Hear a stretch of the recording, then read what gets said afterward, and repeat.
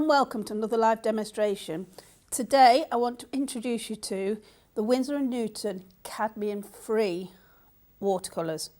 So cadmium, it's been contentious for many years, but there's been lots of research and lots of investigation, and in a paint tube in its inert form it's pretty safe.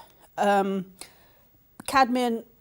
in its raw state is toxic, but there has been so much research and so much chemistry and so much investigation that manufacturers would not put out a toxic paint. So the cadmium colours, wonderful colours, probably a staple of most artists' palette, and they're absolutely fine to use. But some people still have some concerns, so Winsor & Newton have brought out cadmium-free watercolours, not to be mistaken for cadmium hue. So cadmium hue, which is already available, takes different pigments, not the cadmium pigments, and makes a colour which is similar to the cadmium. So cadmium red hue has different pigments to make a colour which is similar. Now, hue was seen as a substandard. If you saw hue on a paint, it's seen as substandard. But to be honest, because of all the modern technologies and manufacturing processes and all the time that these companies put into making their paints, hues aren't necessarily an inferior paint, because something like an alizarin crimson is a very fading colour, and it's known that pigment fades. But an alizarin crimson hue, they can alter the light fast properties and make it a light fast colour.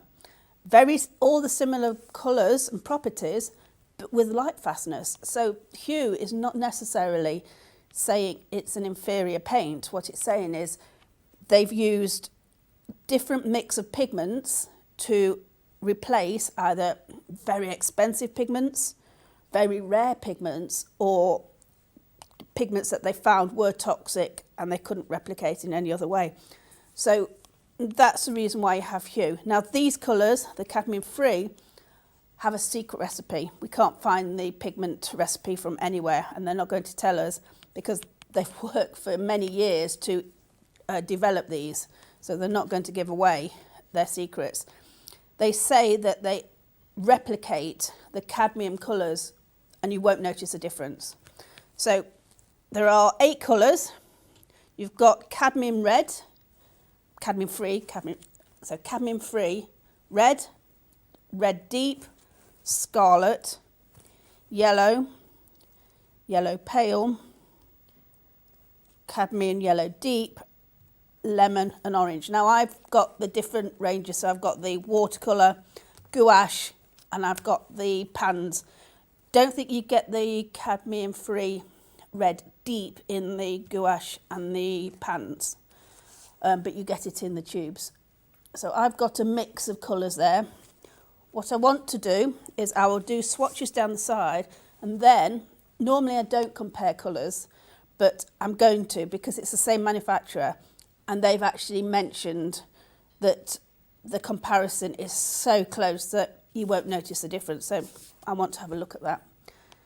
Going to be using a natural hairbrush for swatches. Now a natural hairbrush really gives you that lovely holding of water and pigment and enables you to move across the paper really well. So this is the cadmium red. I want to get a good range from its mass tone, which is the colour neat from the tube, up to its mid-tones and light tones. So here, don't have a lot of space. I don't think I changed my water from last time either, so I might be slightly contaminated, but never mind. Let's bring that through. And what I'm going to do, because that's the cadmium red, I'm going to put a swatch across here. What I want to see is its opaque quality. So all these colours are opaque, as you would expect from cadmium colours. They all have high light fast ratings. So this is the cadmium red deep. So this is a colour you don't get in the pans or the gouache.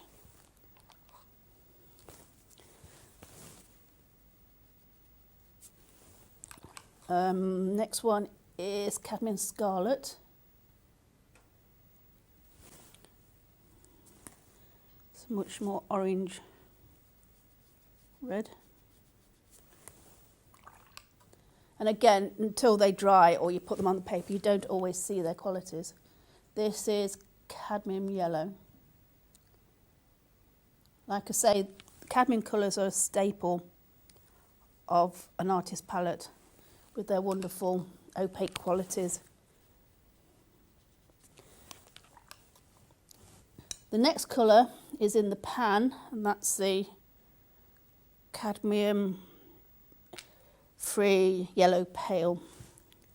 And the reason I've got this range was so I can just see. I've got a few colours out of all of them instead of the whole range. It's nice bright yellow. Then this is cadmium free. I've got to keep saying that, cadmium free yellow deep, and this is quite an orange colour.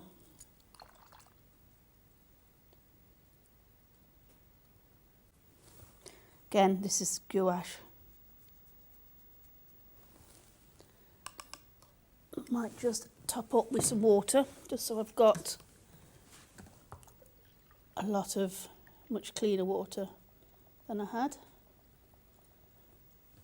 I used to have the two water pots, but I used to forget which one was which. As long as you have plenty of water in your pot, it dilutes any contaminant pigment. So just a big water pot is okay for me. Then I don't have to keep remembering which one I'm keeping clean. So this one is lemon. It's got to be.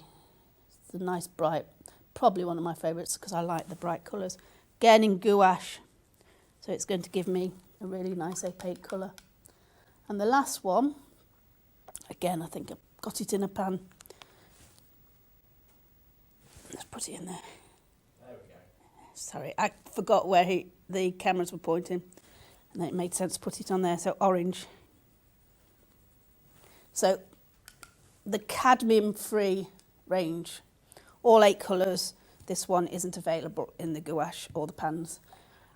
And like I said, I'm going to compare the cadmium free red with the cadmium red that they already have available. And there shouldn't be any difference because they've spent many years creating this colour. I can't see much difference. It's got that opaque, possibly a slightly different colour. But again, when it dries, paints change. So anyone who is concerned with cadmium colours all have these now available to them in that artist quality range. So what I'm going to do now is I'm going to just do a demonstration using the colours. I could have made it easier for myself and I could have put in a blue, which would have helped make some greens, but I'm not like that. I'm just going to use the colours I've got available. Anita? Yes. Quick question. Yes. Not in any way related to cadmium free. Okay.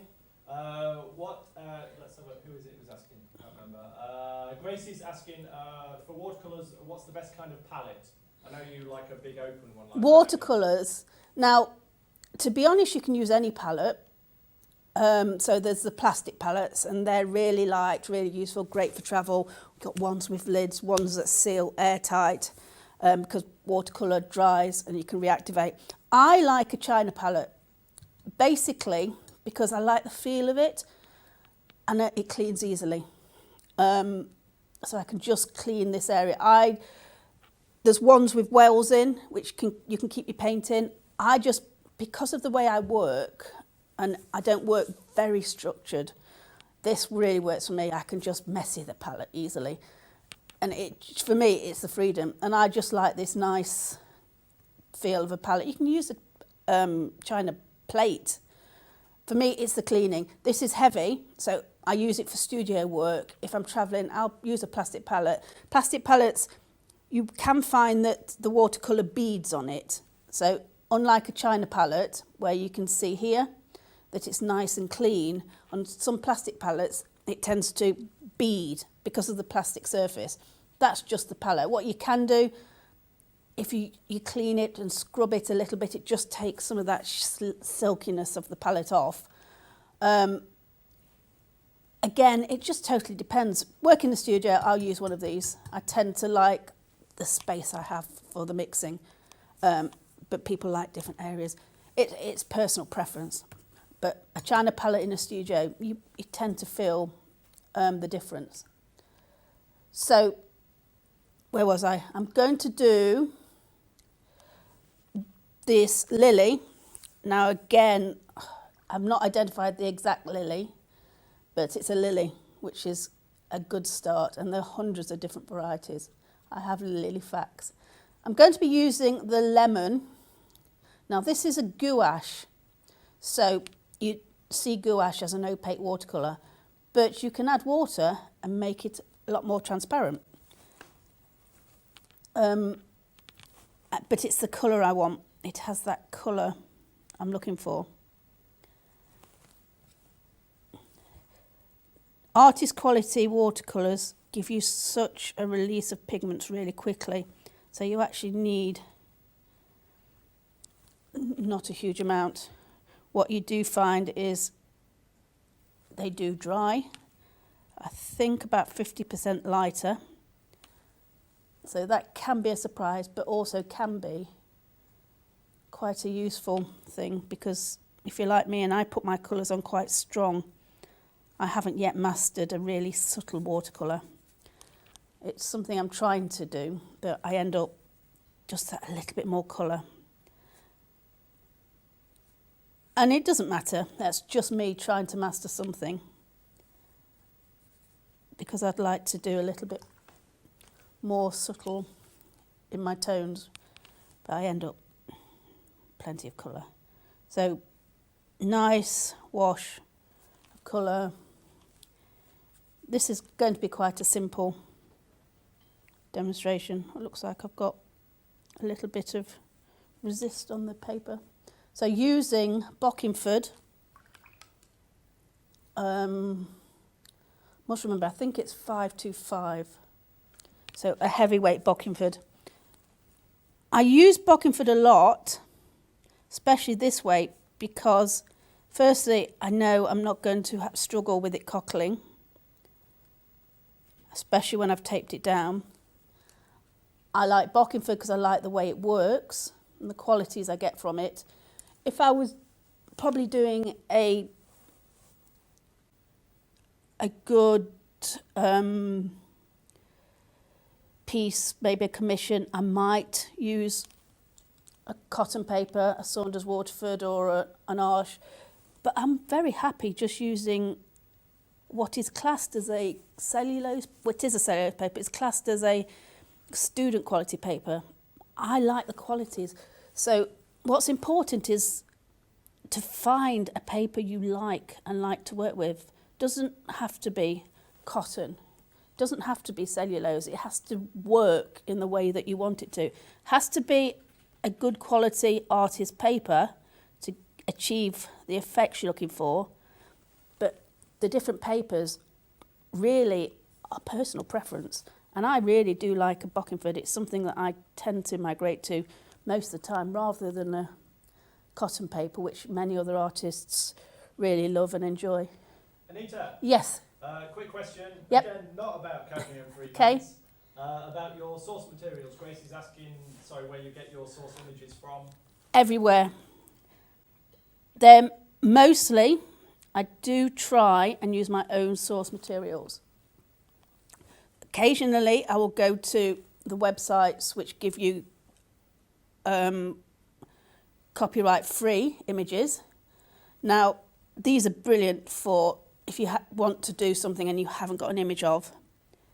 What I do find is that same image often reappears throughout, because you'll get a good image that people really enjoy and they will use a lot. Not a problem, absolutely.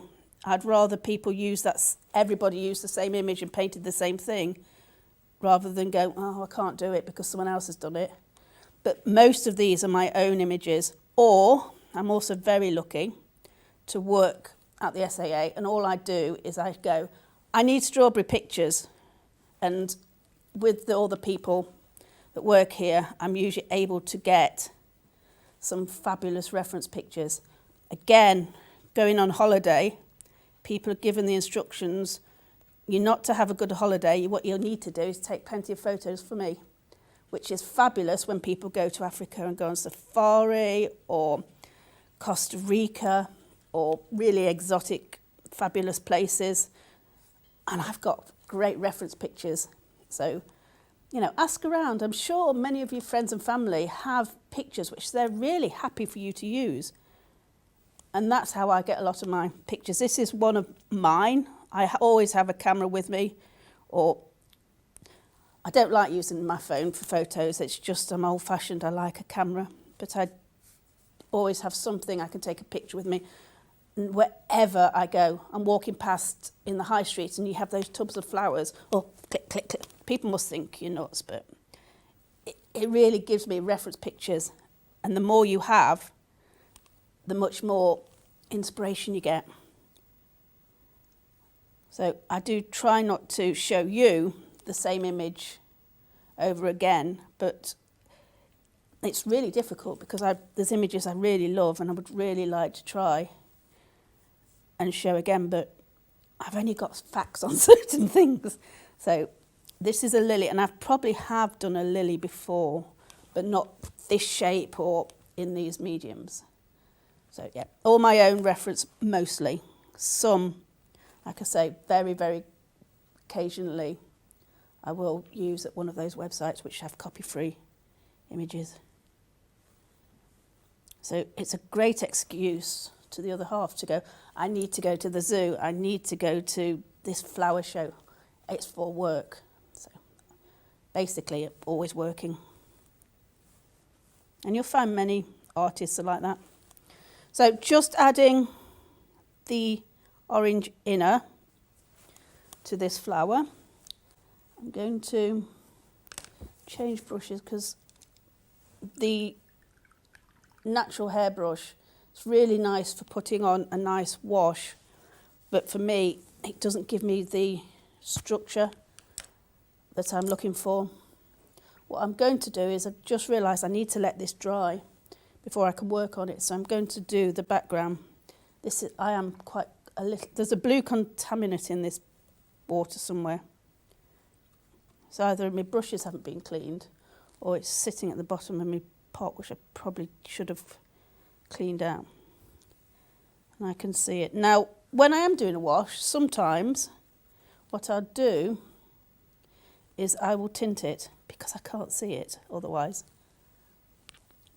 And I'll use a colour. Yeah, this is quite dirty. Never mind. I can work with that. So you can, I don't know if you can see, but it is got a slight bit of colour rather than fresh, clean water. Oops. Which I don't mind, and I will often use the slightly dirty water from my palette just so I can see. And I'm going to be using these colours anyway as part of this background wash, so it won't make any difference. I'm not going up to the lily quite yet. The reason being is because the colours are still wet and they'll run in. Normally I don't mind that, but I don't need it to happen quite yet. Okay. So let's just whack on some colour. I don't know what colour I'm going to be putting on. Shh, no one will spot this. No. Oh look, I've got clean water. How did that happen? Like I say, to be honest, a lot of the time I don't worry about having lots of clean water. But Gary's really kindly brought me a new pot. If you're out on location, clean water is something you've not got an issue with. You can't always find it easily. You can't dispose of the dirty water, so you learn to work around it. Okay. A bit of orange, just picking up colour. What I want to do is give a difference from background to the foreground. Could have made it easier, like I said. I could have added greens or blues, but no. And I'm using this flat brush because it gives me some texture in the way I can put colour down.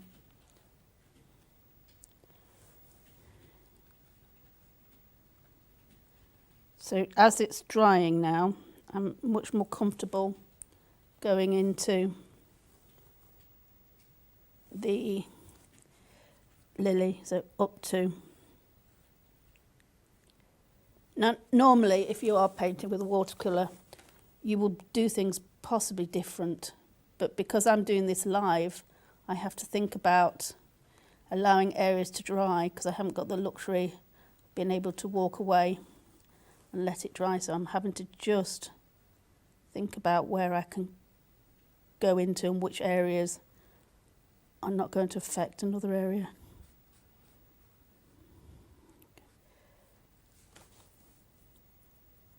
Just as I'm working around, areas are drying. It's warm in the studio anyway, so that does help. A bit of negative painting while I'm at it. Come back to that. I want to just clean up my edges, which I need to do while it's wet, because if I put a damp brush into the slightly dry paint, that's when I will get back runs. Now I like a back run, I do use them, but sometimes it's not where I want it to work. Okay, I'll leave that now. So allowing this to dry, while that is still drying, I'm going to just pop on some of the parts of a lily. Now a lily is actually quite structured in its form.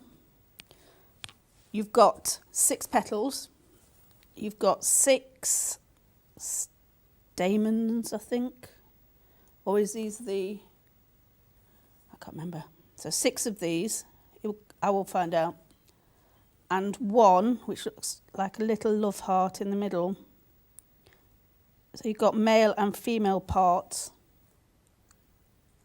on this flower. So you've got stamens and what's the other one? I don't know. Can something begin with C? No, it's S again. Is it S? The stigma, which I think is the middle bit. I did learn about the parts, but I can't remember them because it got too many parts that I didn't need to remember at the time. So just thinking about what's drying. Go back in. Those bits you're painting now were the anther. Yeah, the top bits are, and then the bits that go down are the filament, I think. There's a filament. Yep. So I have looked at it, I just can't always recall it. There's one big stigma. Yeah, that's the bit in the middle here. There, yeah. And then all those bits pointing out at the side are called petals. Yes, well done, thank you for that. Yes, but what I'm saying is, because I know that's a bit of fun, something to talk about, but what it also does is it helps you look at the structure of your flower. It helps me know and understand the parts. So I can see, it makes sense to me, especially when you've got a very crowded middle. I can see where these are filaments, aren't they, the bits that come out. are going and to where they're going, and they're going to what these bits, antlers, Anther. anther. So the anther and the filament together are known as a stamen.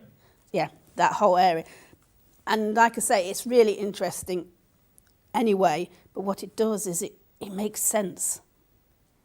So if you're looking at something and it doesn't make sense, that's the hardest bit for me. The painting bit, you just let the paint do the work. But if I don't understand what's going on, it doesn't make it clear. So hopefully that's drying.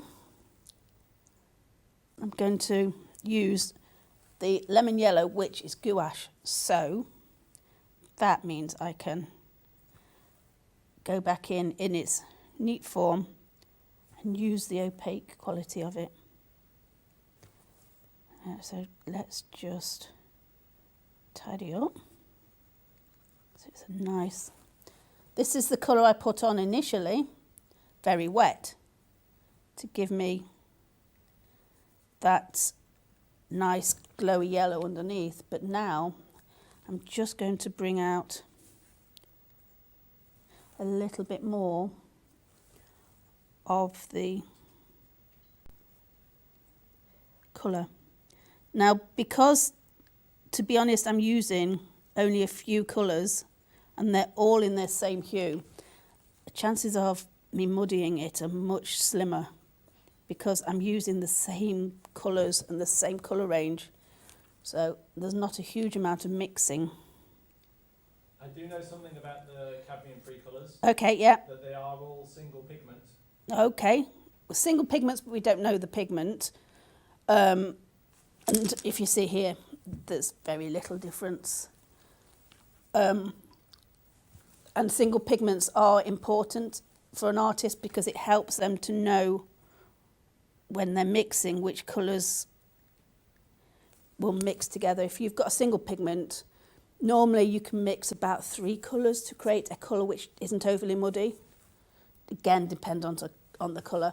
But if you've got one colour, a sap green is usually a good example. Sap green has usually 2 or 3 different pigments to make that colour. You mix it with even one other colour, it just becomes quite a muddy colour.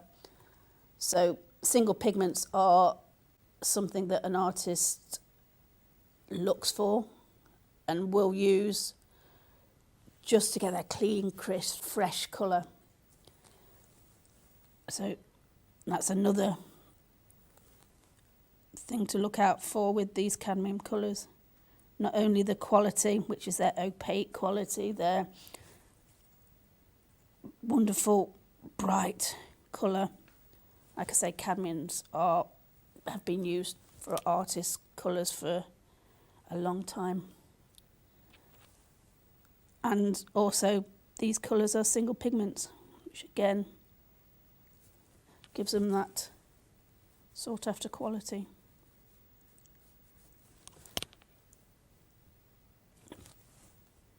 Just tidying up.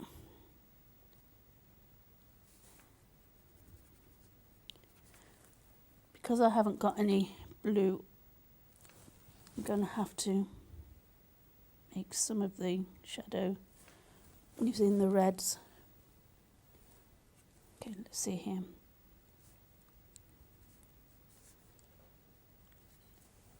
So, nice, clean. This is a synthetic, artist synthetic, this is the SAA silver range, which I use a lot because I have that fabulous control. You can see there, you know where your brush is heading. Doesn't hold the water or the paint the same way as a natural hair, which is why I use the natural hair for swatches. But for control and detail, I will drop into a synthetic.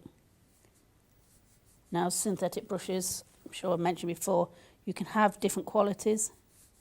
This is an artist quality synthetic brush, which makes a difference to how the hairs point and it regains its shape.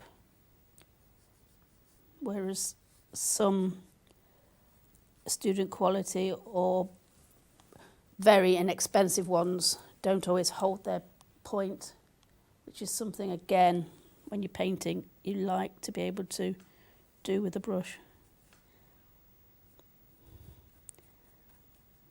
To be honest, I think this is probably a bit small. I should have picked up the bigger all-rounder, which is a size 10. And again, people tend to shy away from bigger brushes because it looks scary and intimidating, when actually the bigger brush will make it easier. You're able to cover an area, still quite controlled, but the bigger brush just gives you that, make less movement with your brush, therefore you will get much cleaner. See, back run there, it's run into cleaner marks. I'll finish a sentence. So that's a back run, don't mind them. I actually sometimes try and do it, but you can't always achieve it when you want to. So there's ways you can fix that, but you need to let your painting dry before you do anything, because if I tried to go into that while it's wet, all I'm going to do is create more back runs. So just wetting the paper, using the orange.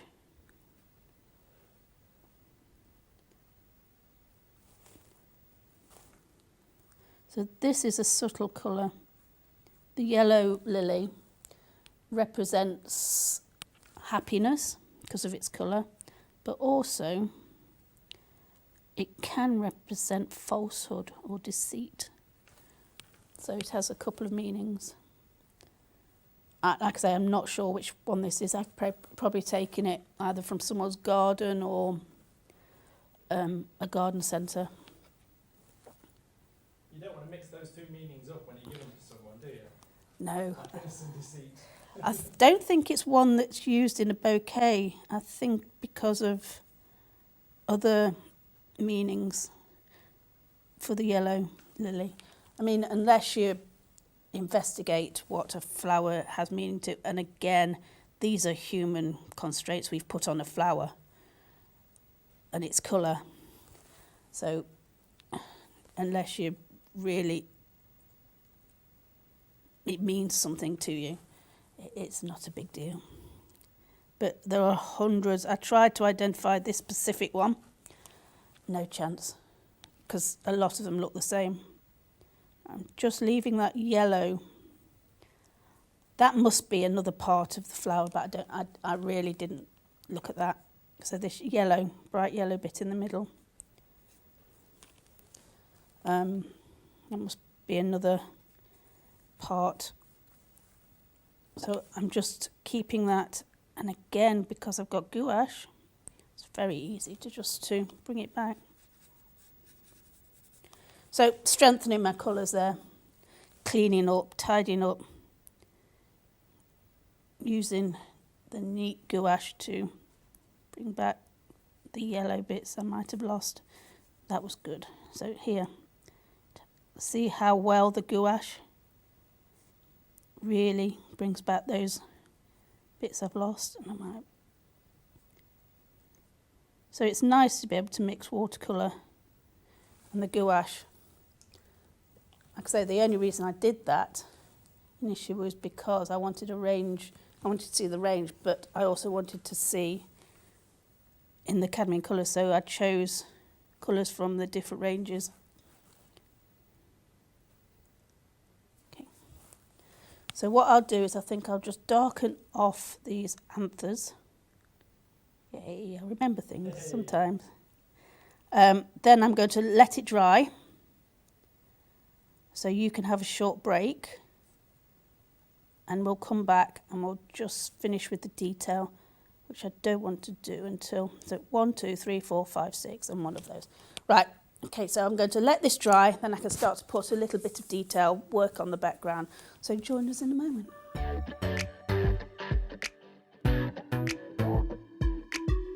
Hi, I'm Ali Hargreaves and I'm here to introduce you to Ready Steady Paints.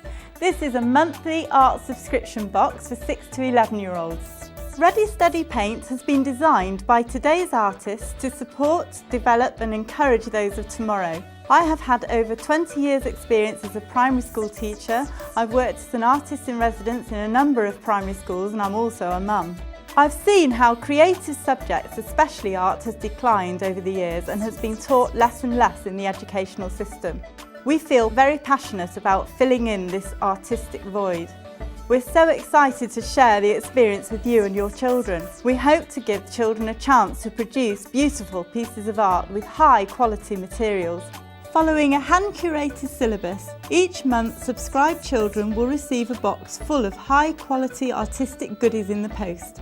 Using these materials, they'll be able to follow the online tutorials delivered by me and accessed through the Ready Steady Paint website. All this will be conveniently delivered to your door at an affordable cost. There is so much to learn and so many wonderful activities to complete and rewards to gain. So what are you waiting for? Join us on this journey of artistic fun and discovery. And we're back. Hello and welcome back. So given that a blast with the hairdryer, time to have a look at some details. Now, with watercolour, it's a mix between getting things down quickly and not rushing it, which is difficult in a live stream, which is,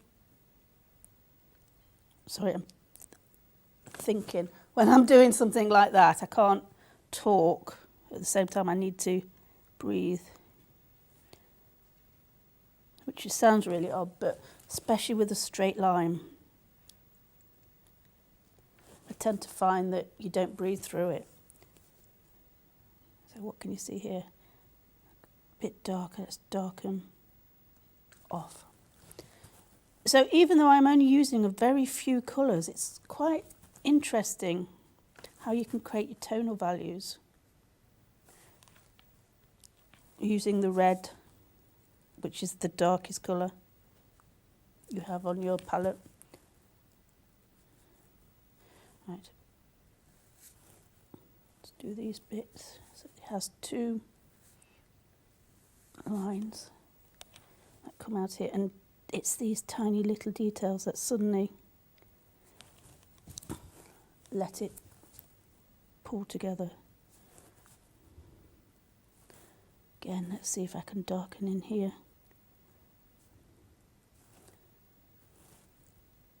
This is actually quite a fun bit because you've done all the putting of colour down.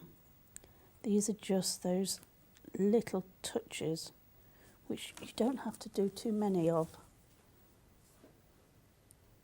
And it suddenly starts to fall together. Brighten that up a little bit, but I can't see the outline, so let's use the red. Okay, let's put some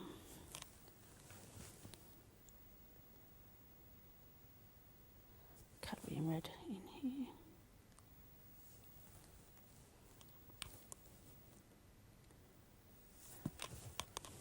Lost this one.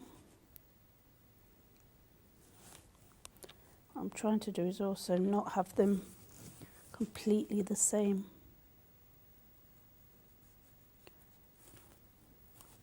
Just gives it a bit more realism. Okay. One more. This is more difficult. Now normally, and I'm going to say this, and Gary's going to be upset, but I would move the board around. Would you? So yes. Oh, you've never told me that before. Here's me been taking it down I know. all these years. I'm sorry to break that to you. Oh. But normally, just so I can get, oops, that's not worked as well. Swap hands. Okay, I'll swap hands. So again, just get in there. That's need to soften. So this is the time I can now fix those areas like this, which has caused a background, because it's dry. Right, let's whack on some really strong colour under here. Because I want to bring out the subject a little bit more. Silly using a small brush. Now these have spiky leaves, which I'm going to do a bit of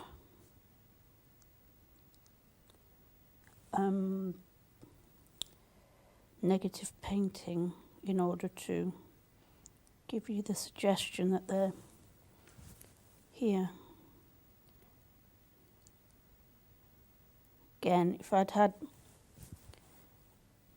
a green, it would be much easier, but sometimes painting doesn't have to be easy to make it effective. There you go, nice big brush. Just pick up different colours as I'm going along.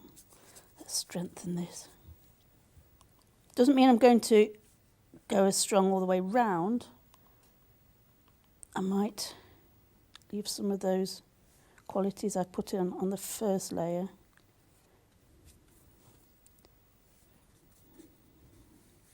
Slightly strengthen.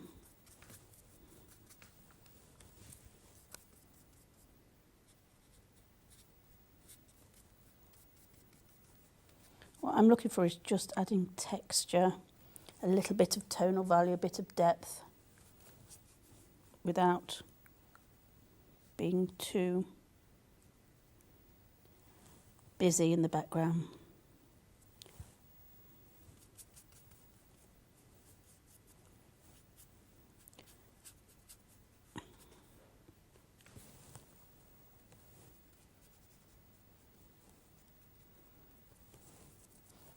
Okay, that's fine.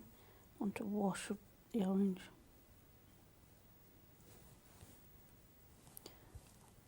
I can't darken as dark as I would like because the colours aren't that dark. Right, a few more fun bits. So it has some freckles, and I think that actually is the right term. Nice to put some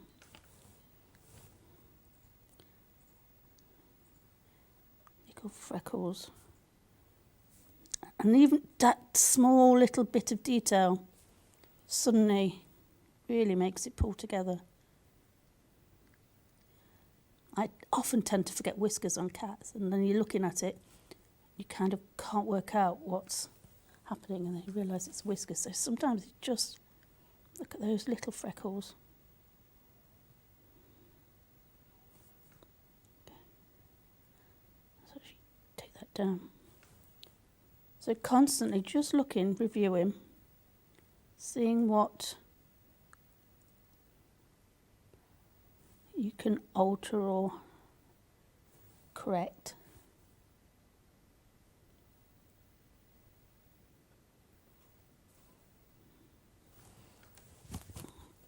Too light here. So just a wet brush, bring it round. I think that's looking okay. Right. One more couple more things I want to do. I'm going to splatter because I want some texture.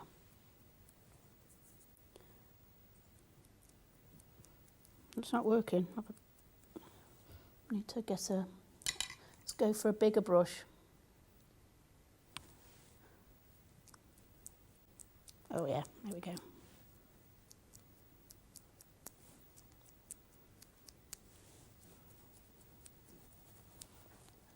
To red.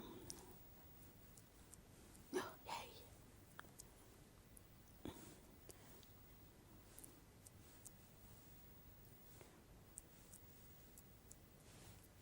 I mean, a lot of this will be absorbed into the paper and you won't see it, but it just gives that little bit of texture. So one last thing.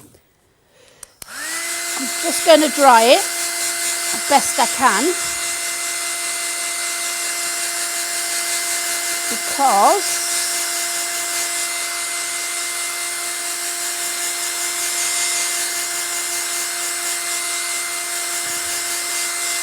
even though it looks pretty effective here, what I'll sometimes do is if I've done a watercolour and I think, it's missing something, one easy way to improve any painting is to use a pen.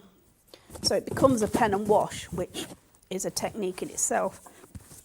So that looks fine, but just to add that little bit more, a pen is really useful tool. And what I'm not going to do is create solid lines. I'm going to do it very loose and very sketchy, and probably not all the way round. See here, that broken line? What it will do is it will explain the middle a little bit more, but it just really brings everything together. Now, this is what I'll do with the watercolour that I think, oh, that doesn't work. Bring out your pen. It really does help.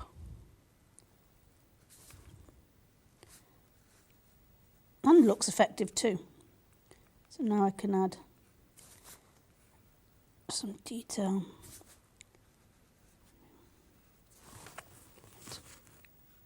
Go around here.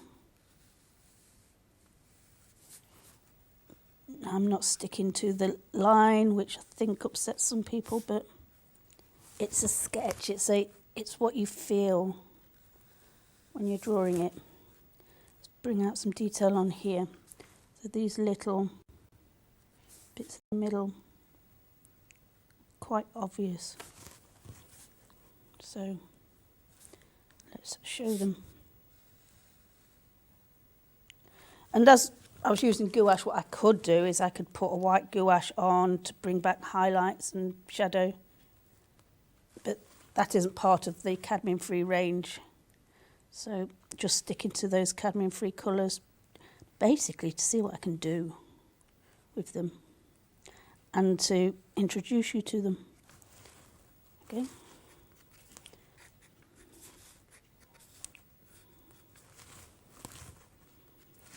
Okay, so I think that's worked pretty well, just using reds and yellows and an orange. So to reiterate, these are the Winsor & Newton Cadmium Free. I've used the watercolours, but they are available in other mediums, which replicate the cadmium colours. Totally non-toxic, totally suitable for education, and it takes away any of those fears which people may have about cadmium colours, even though they are completely safe and they're inert. It is a toxic pigment in its raw state. And so now to reveal. So this is always a satisfying thing to do, because it takes a painting which you think is a bit, suddenly jumps it up to that wow stage. Don't know if you feel the same, but I really do, with a lovely crisp clean edge. So you can have real movement and texture in the painting, but a lovely crisp clean edge just makes it ping. Same with putting a mount round it and framing. It just takes a painting to that. Oops, paper's tearing.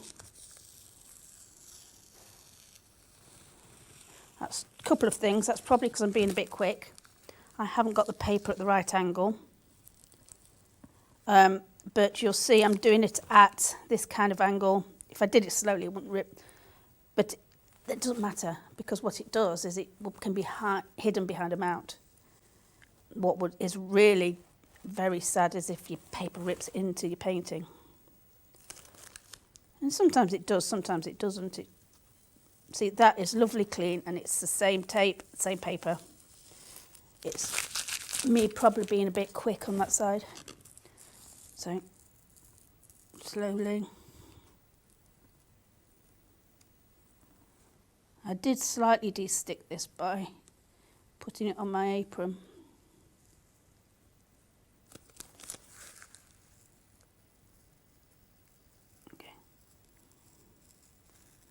Oops, caught the paper there again.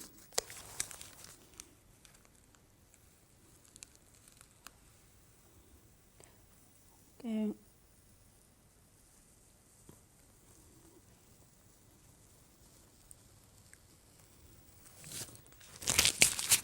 Just take that off. I mean, that happens with lots of different papers, some more than others.